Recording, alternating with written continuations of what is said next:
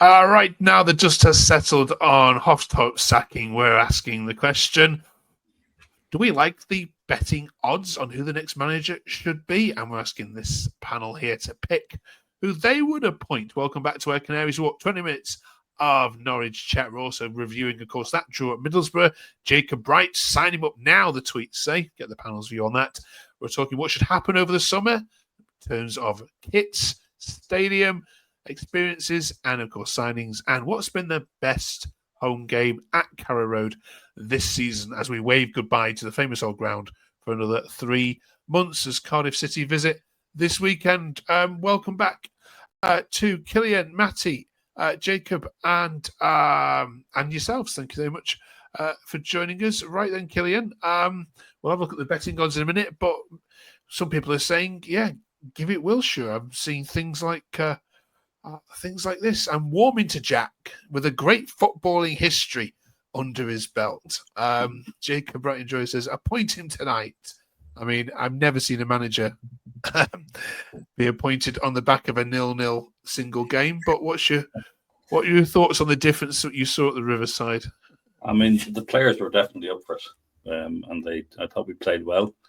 I spoke to a lot of Middlesbrough fans who said they played really badly, so I don't know. But I thought we played well. Unfortunate not to get a goal. I thought we defended well, which surprised me a little bit with Jack, because given he was an attacking style player. So it's good omens, I think. Yeah. Jacob, what is your take on it? It's a difficult question, really, because you see young managers now getting really more popular. For example, Kieran McKenna is doing really well. But as for Jack Wilshere, he does have a lot of experience under his belt in the Premier League. But can he do it at Norwich? It's a difficult one. But what I'd say is give him pre-season, see what he does in pre-season, and then maybe appoint a permanent coach in December if it goes wrong. But it's really mixed opinions, really. It's the first time we hear a Norwich podcast shout out Kieran McKenna, isn't it? That's a good one. Matty, do you understand where these posts are coming from? Certainly off the back of that performance, as Killian said, the defensive side of things was probably the biggest surprise. Do you know what I was telling all of my Boro friends during the week? The biggest miracle wouldn't be us winning; it would be us keeping a clean sheet, and we ended up keeping a clean sheet. And so, yeah, that goes to show what I know. So I was pleasantly surprised with that, and a bit of fight and a bit of passion and determination. So it kind of makes me think, though, that was kind of confirmation that the players had stopped playing for Hoftorp and that some of them are down too. But in terms of him going forward, Wilshere, I think there are worse options. So whilst he's maybe not my number one pick, if he does get it, I'll get behind any manager until they give me a reason not to. So that's where I'm at with it. Okay, right. I thought we'd play a little game. Here's the top 7 next Norwich managers according to the betting order. We're going to go round one by one, and I'd like you to eliminate the one you don't want, and then we'll be left with one at the end. Killian, we've got Russell Martin, Will Still, Jack Wilshere, Gary O'Neill, the senior, Steve Cooper, and Sean Dyche. Who do you not want in the dugout? I'd say Russell Martin. Oh, he's gone. Okay, interesting. Right, Jacob. It's a difficult one again, but I'm going to go Sean Dyche. I don't think his football suits us at all. It's more Brexit football, as we all know, and we need a manager that's good with young players and not just certain type of players. Blasphemy, young man. As an Everton fan, I tell you, Sean Dyche will get you promoted. I promise you. It won't be pretty to watch, but he'll get you promoted. Right, we've lost the top and the bottom one there, Matty. 5 in the middle, then. Yeah, I don't mind Dyche, but I'd get rid of Cooper from that list. I think that would be kind of to what Jacob's saying about Dyche. Actually, I think it's not the greatest football, and it wouldn't be an inspiring appointment at all. Okay, Killian. I'll go Will Still.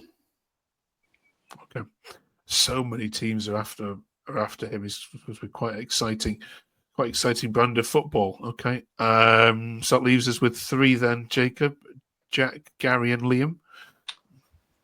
I'll go Liam Rosenior. I think he was a bit of a crybaby after we beat them 2-1 at home. So I don't think he's got the greatest of ideas about Norwich. So, yeah, probably him. Okay. Right, decision is yours then, Matty. Jack Wilshere or Gary O'Neill? I'd actually give in this instance, I'd get rid of O'Neill then and give Jack the chance, just because he's been at the club for that little bit of time. It's ridiculous how we've ended up at Wilshere, but that's maybe that's what's going to happen. You never know. Yeah, if you'd lost that game, get rid. Where are the fan base at now, Killian? I mean, a week on after the shock. I mean, you talked to lots of people on the journey up there and the stands. What are people saying generally? There's a real mixed feeling as to who. I mean, everybody has an opinion as to who they'd like, and probably everybody on that list I've heard somebody mention as their favourite option. So no matter who we end up with, people would be happy and people would be unhappy. So I think it's just the nature of appointments of managers. We're not on the board, so we don't really have a huge say in it. When would you expect, Jacob, the decision to be made? Because obviously a new manager coming in has still got to make, I'm sure, decisions. They've got to talk to the recruitment team about teams they want. What sort of time frame would you put on it yourself? Probably a week or two after the Cardiff game, because it gives the board the time to select a manager, because they did say they're looking for alternatives already, I think, when the Hoftorp thing was mentioned. So I think a week or two, 3 at a push, probably. Okay. Matty, can you see them looking at any current Championship managers that have done well this season? I mean, if you look at like a Des Buckingham or like a Marcy Cifuentes or a Danny Roll kind of manager. That's the exact 3 that I was about to say. Yeah. There's rumours that, I know Chef Wednesday has been a tricky club, hasn't it, in terms of the way it's been run and the issues they've had. QPR apparently there's a little bit of unrest as well. And yeah, obviously, in terms of what Oxford has done. Yeah, I have. Do you know what? Any of them 3 wouldn't be the worst choice. And as Jacob says, I think it'll probably be 2 to 3 weeks. You would expect to have something done by. Well, I think there'll be an announcement by June. I would expect. Okay, Killian, you agree? Yeah, I do. I mean, obviously the other name that keeps coming up, but I think it's just somebody just stirring it a little bit, is Daniel Farke. A lot of talk about Leeds spinning him. I mean, that would be. I mean, I saw Matty, you tweet about it. I mean, that would just be ideal, wouldn't it? Is it like getting back with an ex-girlfriend? Like, is it not going to be quite as good as? I don't know. It'd be a lovely fairy tale, and we all love him, and it would be fantastic. Then you get the whole question of, can he do it in the Premier League, etc., etc. So it's a pipe dream, I think, for a lot of fans, and I don't think it's very realistic. And I'd actually like to see him do well with Leeds in the Premier League, to be fair. Yeah. Okay. Yeah. I mean, it's crazy if they sack him, but yeah, this is football after all. Right. Let's talk about a couple of players then, shall we? Jacob Wright in particular. Jacob, I've got some tweets somewhere, just struggling to find them. There they are. Thomas says, sign Jacob Wright tonight, please. Gives him the job tonight, sign Wright in summer, and we win the lot. Thanks, lads. Love a bit of positivity. Yeah, how good is he, Jacob? He's amazing, really. He's just showing how quickly he fit in the team. I think he has a bit of a tough start at the beginning against Preston. It wasn't very easy for him, but now he's got 3 assists now, which is really good. And yeah, he's just shown how good he is to the squad, and his passing, his movement is excellent. So yeah, I'd sign him definitely. It shouldn't be too expensive either. Matty? Yeah, I think, is it, I don't know, Killian, you might know, but is it like 2 to 3 million or something? Something like that's the option, yeah. Yeah, so for me, it's a no-brainer. We've lacked for a while a really good sort of whole midfielder. As Jacob says, his passing is good. He's quick, and I don't mean in terms of sort of the pace that he has, but just in terms of his pressing and his work rate. There's a lot of pace about it. And he's a good player who breaks up play. So yeah, I'd be all over it. He'd be one of my sort of, I don't know, in terms of outgoings, and Sargent and Sainz going, and maybe need to replace them. But once we get those replaced, if we do need to sell him, he'd certainly be sort of the next on my list in terms of making sure that they're Norwich City players next season. Yeah. Okay, and I remember when you met the players a couple of weeks ago, you said what a good head he had on young shoulders. Would you put this as your top of your list of your summer? Yeah, I think so. I mean, the only worry for me as a Norwich fan is it shows how far off top Premier League standard we're at, because Jacob Wright couldn't get into the Man City team, and for us, he'd be probably one of the first names on the team sheet. No, I know we're not in the Premier League, but it just shows the gulf, for a Man City player to look that good in an Norwich team. Yeah. Okay. Cheers you lot. Yeah. Just final on that one. Josh says we didn't concede away. Unbelievable scenes. Well done, Norwich. Right then, if you haven't yet found the channel, then do drop us a quick like and subscribe. We'll be back, of course, again here next season with hopefully a much more exciting season for Norwich. It started well, but it's just faded away in the last couple of months or so. Let's talk about the summer, what needs to happen. I want to ask you about kits, if that's all right. I know the kits will all be in the bag and we won't be able to make any design decisions, but Matty, if you were in charge of this, what would you like to see, especially in terms of away kit, colours, style, home shirt designs, anything you want to see? I was thinking about this earlier. I'd really like a throwback to sort of, I know everyone likes throwback and retro kits, but there's a couple that my old man's got that he still wears. Now, being colourblind, I'm not the ideal person for this. But in terms of some of the throwback designs, there's some from sort of the early '90s. We had one. It was was it a dark navy or a purple, like sponsored by Coleman's. I think Pony made it. That's a favourite of mine. So something a bit like that, something a little bit different. We've done well with the sort of the cabbagey looking kit last couple of years back, and the third kit this year. So yeah, just something that's again it shows a bit of a nod to our past, I guess, would be nice, I reckon. Yeah. Okay. Well, Killian, a nice collar this year, do you think? Yeah, some of the colours have been a bit off over the last couple of years, but to save the fans a few bob, I'd be happy if we stuck to the same kit for another year. Okay. Fine. Jacob, what colour should the away kit be this time round?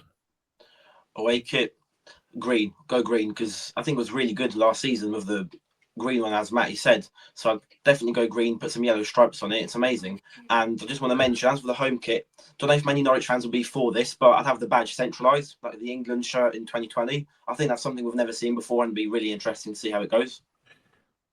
Okay. I don't think Blackburn have been very fond of their centralised logo on their home shirt, on their away shirt this season.